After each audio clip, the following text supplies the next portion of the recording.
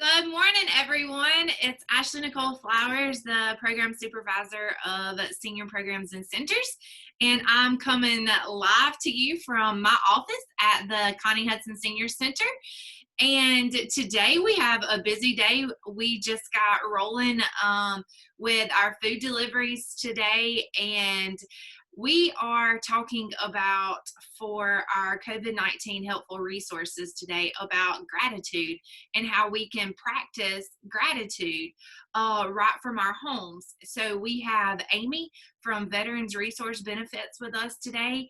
And afterwards, I'm going to share my screen and we'll talk about tips for our loved ones and caregivers, how we can fight social isolation during this time and how we can practice self-care. So Amy, take it away.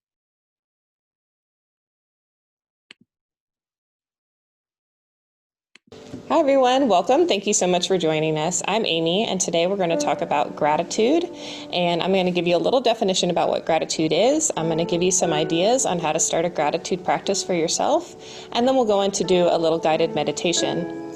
So having a gratitude practice is a wonderful skill to have inside our coping skills box, especially during times of increased stress or when you're really kind of getting surrounded by a lot of maybe negative or anxious producing thoughts. So gratitude, really, it's just a quality or an attitude or an expression of thankful appreciation. Gratitude can connect us to our past by thinking of some of the pleasant memories or experiences that we have. It can really root us in the present by helping us to kind of become aware of the things maybe that we might be taking for granted. And it can connect us to the future by helping develop some hope and some optimism about things to come. There's been a lot of research about gratitude, and gratitude has been shown to be associated with increased positive emotions, increased happiness and well-being, as well as stronger relationships and healthier bodies. So gratitude is an opportunity for you to really disconnect your mind from some of the negative and anxious thoughts that might be going around, even if it's just for a minute.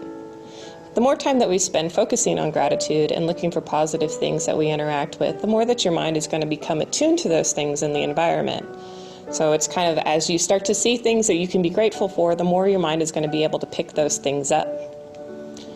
Having a sense of gratitude can also help build your self-esteem by taking some time to really think about yourself and all the things that make you who you are, and giving yourself some appreciation for the things that you've accomplished in life. So ways to develop a gratitude practice in your own life can be really simple. So you can start with something as small as just writing a thank you note or making a telephone call to someone and being able to reach out and share with them all the things that you appreciate and the things that make them them. You can keep a gratitude journal, so this can be as simple as having a little notebook where you jot down your ideas and your positive thoughts, or it can be used as a way to do kind of a creative and artistic expression by decorating the outside of the journal, maybe doing some doodling on the inside. You can look up some different gratitude prompts that might be out on the internet. I came across one that was about reliving a pleasant experience from your childhood and thinking about all the ways that it affected you. And this is a great way to have something to look back when things get really difficult and maybe things are a little bleak and you're having trouble finding the positive things in life. You can go back to that journal, flip through, and have all those pleasant memories brought up to your attention. You can schedule a specific time during the day to express some gratitude. So this can be during the day, once a day, or it can be once a week, where you just sit down and write down all the things that you're grateful for. A lot of people like to do this maybe during meal times as an activity to share with family, or you can do it before you go to bed, or you can do it in the morning as you wake up to give you something to look forward to as you start your day. Prayer and meditation is another way to really solidify a gratitude practice for yourself. And with that, right now what we're going to do is we're going to go into a little guided meditation together. Okay, so we're going to start by getting settled in our chair. We're going to have you put your feet flat on the ground, rest your back against the chair, and your arms comfortably in your lap. Okay, and if you'd like to close your eyes, if you're comfortable. If not, you can find a space on the floor or directly out in front of you. And we're going to start with just taking some deep, calming breaths in through our nose and out through parted lips.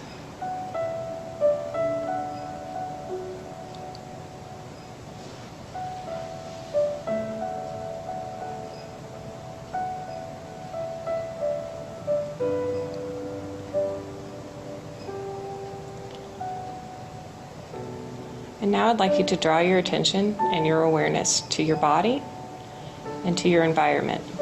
And we're going to do this through the use of your senses.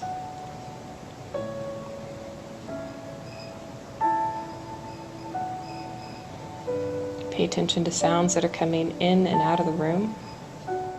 Notice the support of the chair under your body. The texture of your clothing on your skin. The temperature of the air.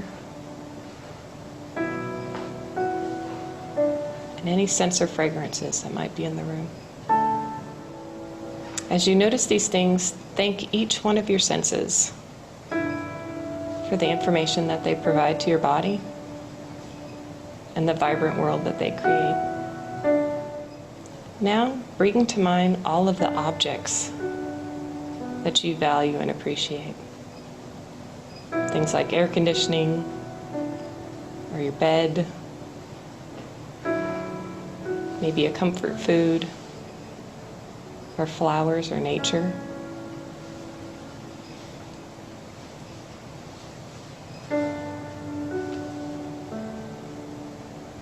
And as these objects come into your mind, thank each one of them for the comfort and satisfaction that they bring to you.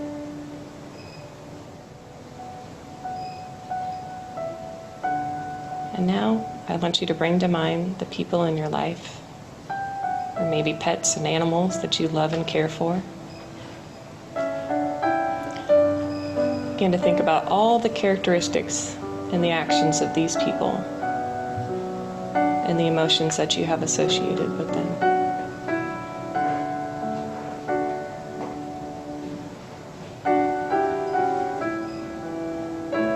Take a moment to thank each person for their presence in your life and for the love and joy and acceptance that they bring to you.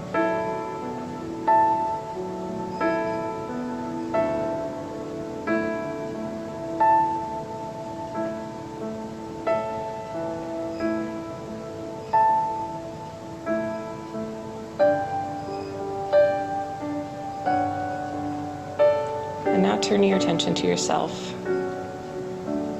Bring an image of yourself to your mind.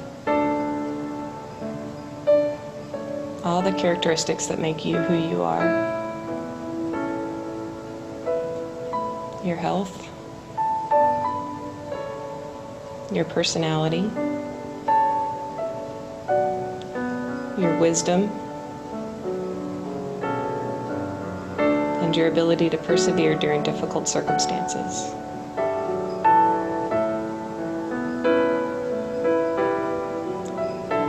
Thank yourself for everything that you are.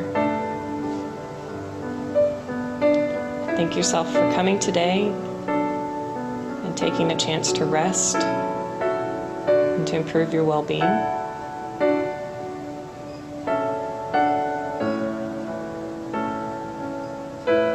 And now try to start bringing your attention back into the room. Wiggle your fingers and your toes.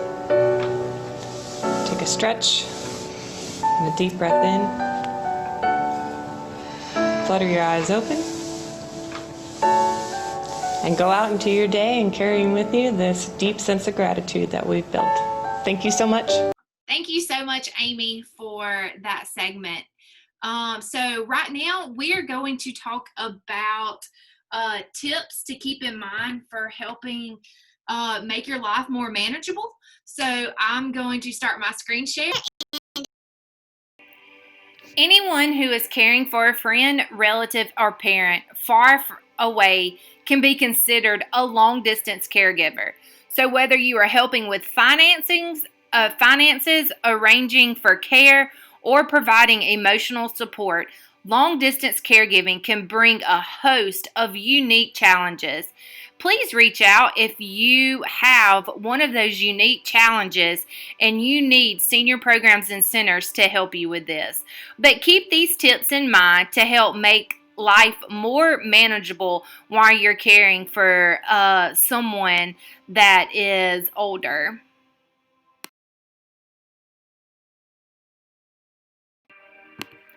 Learn as much as you can about your loved one's health, treatments, and available caregiving resources. Organize important paperwork. You want to keep all vital information in one place. Make sure at least one caregiver has written permission to receive medical and financial information.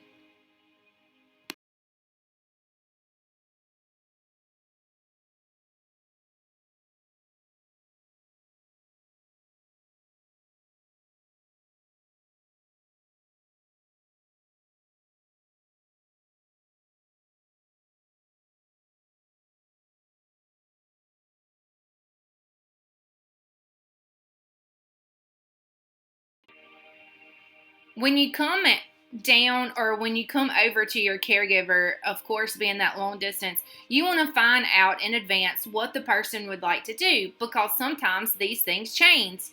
And so whether you can reach out to us with the City of Mobile and for our senior programs and centers and ask if we have anything going on that week, or if we have any rec to go packets to give you, please let us know, and we will make sure to put that a priority.